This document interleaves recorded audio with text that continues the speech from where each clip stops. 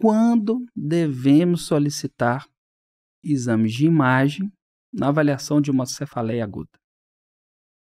Bom, então, basicamente, se você tiver um red flag, né, você está autorizado e praticamente obrigado a fazer um exame de imagem. Se lembrar que tem que ser feito com critério.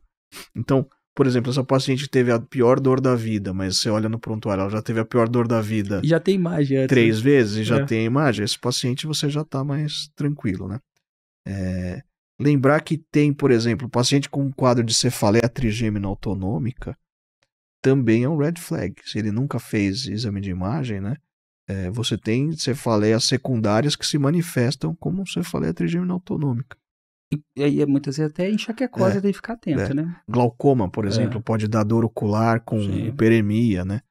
E lembrar também que você tem lesões celares, né? Da célula túrcica podem dar manifestação como se fosse trigêmina autonômica.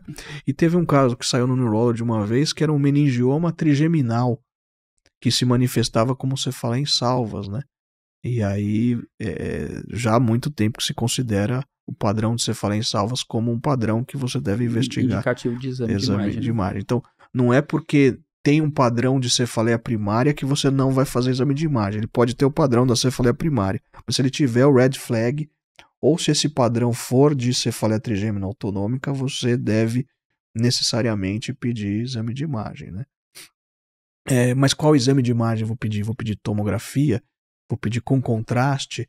Vou pedir sem contraste? Vou pedir angiotomo? Vou pedir ressonância? Qual exame? Vou internar o paciente? Isso também vai depender da sua análise clínica, né? Porque, por exemplo, o paciente estava numa montanha-russa e fez lá um movimento e teve uma dor de cabeça intensa. Aí você vai pedir a tomografia, talvez venha normal, mas pode ser uma dissecção, né? O paciente teve, sei lá, começou a usar um antidepressivo e teve uma cefaleia súbita. Você pode pedir a tomografia e pode vir normal e pode ser uma síndrome de vasoconstrição reversível. Esse caso que você contou aí da montanha-russa, eu tenho um paciente em Belo Horizonte, ele estava lá em Orlando com os meninos dele. Teve uma cefaleia súbita durante a montanha-russa, nos parques lá. Foi atendido nos Estados Unidos. Fizeram uma TC de crânio para ele, estava normal, ele bem, paciente jovem. Deram alta para ele veio embora para o Brasil. 2 dias depois começou fraqueza, ele fez uma AVC por dissecção. Ou seja, isso que você falou é super importante. Eu sei, muitas vezes a gente está falando, você trabalha nos melhores hospitais do Brasil, eu trabalho também em bons hospitais do Brasil, mas não é a realidade da maioria dos nossos colegas. Muitas vezes a gente tem dificuldade de fazer uma tomografia simples, né, de 16 canais, sem contraste, porque se contrastar não tem. Então, assim, mas a gente tem que saber escolher bem o exame de acordo da sua avaliação inicial e da sua suspeita diagnóstica, né? Então, eu falo isso muito. Uma vez que você pensa numa doença vascular, numa dissecção, numa trombose, uma TC de crânio simples, sem contraste, a grande chance é ser normal. Se você pensa no AVC hemorrágico, ok. A tomografia, muitas vezes sem contraste, vai te ajudar. Se você pensa, às vezes, de uma lesão de fossa posterior, TC talvez ser normal e a ressonância vai ser alterada.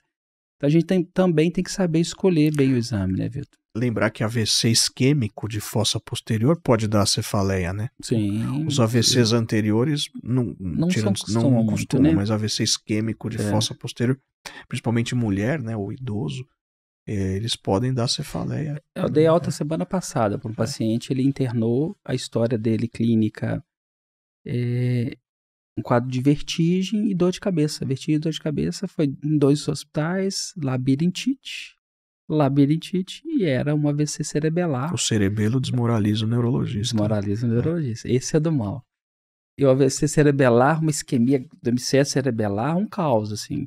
E aí, quando eu cheguei pra ele falei assim, você vai voltar pro CTI. Eu, hã?